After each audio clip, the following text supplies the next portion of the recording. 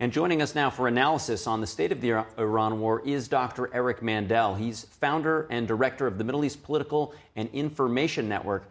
Thank you for joining us this morning. I'd like to get your initial thoughts to finally getting a response from Iran to the peace proposal, and with terms that were clearly not going to be accepted by President Trump. Well, good morning, and thank you for having me this morning. So Iran's strategy is to prolong these negotiations. They believe time's on their side. And their demands, according to the Hezbollah-based Al-Mayadin network, they're uncompromising. They want America to give Iran control of the Straits of Hormuz and the blockade, and make it a permanent ceasefire with Lebanon, removal of all American sanctions. And this isn't going to work for President Trump or for American national security interests. Now, the president could flip the script and really address the American people and tell them that we need months, we need patience, explain why it's in our national security interests for the Straits of Hormuz to be open, an international waterway. And if it cannot be opened by diplomacy, it must be forcefully opened, or else, as the president goes to China, the Straits of Taiwan, the South China Sea, will be threatened in every international waterway. Now, I think the president, and I hope the administration all knows, that we have created a strategic, historic opportunity right now to advance our interests and degrade Iran. And really have to realize that Iran can't import any gasoline. People think they're fossil fuel independent. They cannot import their gasoline, which will put tremendous strain on the economy, and they cannot sell their oil. So finally, the president also has not chosen to threaten Iran with the most important thing, which is the ultimate weapon, their survival. And that would be arming and bringing together the internal opposition. And our media has basically told everyone that Iran is winning. Survival is not winning. That is not a victory. But we're now 8 weeks total between the ceasefire and the kinetic action. This is early here, but patience is going to win this war. So when we speak about time, I want to get your view on, can the president continue to use the naval blockade to force the Iranian regime to fold, or will it take more? You had suggested potentially arming opposition.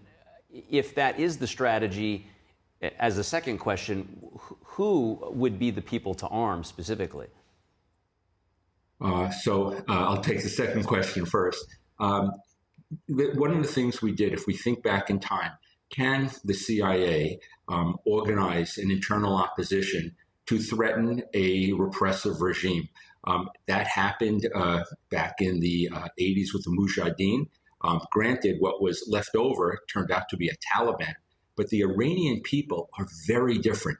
We believe that over 90% of the Iranian people would be pro-Western. They may be the most pro-Western next to the Israeli population. There's many interests here. That is the ultimate answer. We may choose not to go down that road, but the ultimate answer is a regime change. And so back to your first question was, just remind me. Will the naval blockade alone be enough, or will it require something else to get over that tipping point, as you're describing, to get rid of the regime and replace them with something more pro-Western? Well, the naval blockade, not allowing them to either import or export, is going to take many, many months for their oil facilities, for their pumping of oil to implode, for them to run out of places to put oil in tankers. And so that is where time goes on. That who's going to be more patient is going to win this battle. As far as the Straits of Hormuz and getting oil out from our allies, from the UAE, Kuwait, out to the Sea of Oman, means we're going to have to forcefully open the straits. Now, we have done that in the past. There was something called Operation Praying Mantis during the tanker wars by the Iran-Iraq war. We really need to open that up. And if we open it up to traffic of friendly nations and close it to Iran, eventually that pressure will hit Iran. Now, remember, this regime, and I think we forget, and we start talking about them as a rational actor, they are a revolutionary Islamist regime. that will do anything to survive.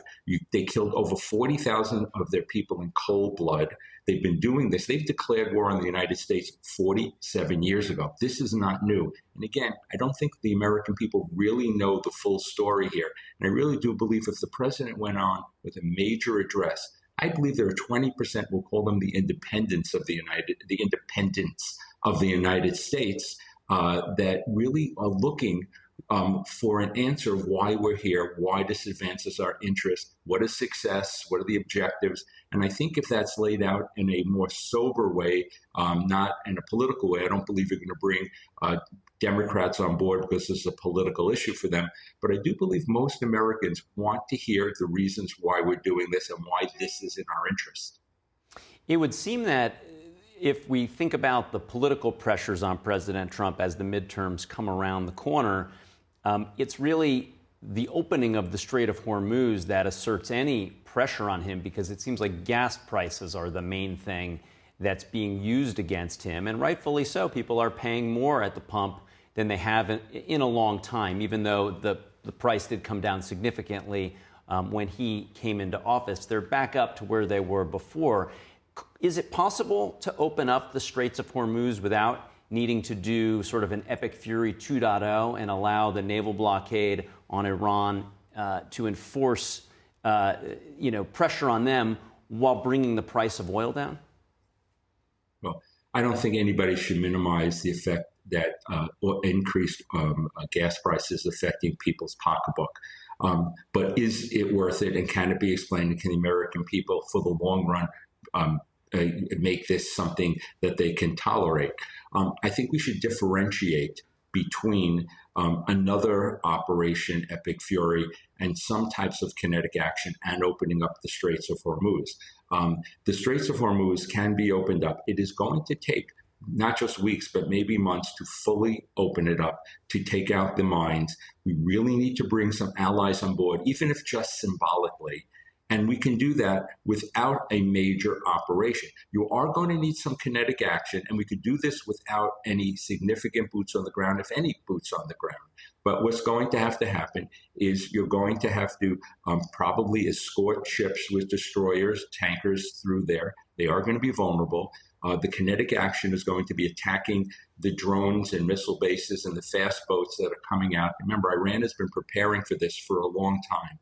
And that is going to need to go on, and maybe go on indefinitely. But we really, I think, need to, and this is where the president's leadership would be very important, the Gulf nations that are just receiving Iranian fire need to join here. We need to get our friends in South Asia and in the Far East, the South Koreans, the Japanese, to come on board here. And then maybe the Europeans, supposedly the UK and France, might be sending some type of military assets to the region. This is an international waterway. This is a black and white issue. I know the Middle East is five-dimensional chess, but this is binary. It must be open, and we cannot acquiesce to the Iranian demand that they control the Straits of Hormuz or give them any rights beyond what an international waterway should be. And by the way, if we don't, and if the regime remains in place, they're going to always threaten us doing this. And this type of regime, remember, they think we're on a Western timeline. The president has a timeline that he's worried about the War Powers Act in Congress, and he's worried about the 250th anniversary of our nation. We don't want to be in war. And then, of course, the midterm elections. But the Iranians think in decades and centuries. And that is a disadvantage we have. But for the short term, being months and maybe even years, we really need to address this now, or Iran will keep coming back to threaten our interests. Well, Dr. Eric Mandel, thank you so much for your analysis this morning. Thank you so much for having me.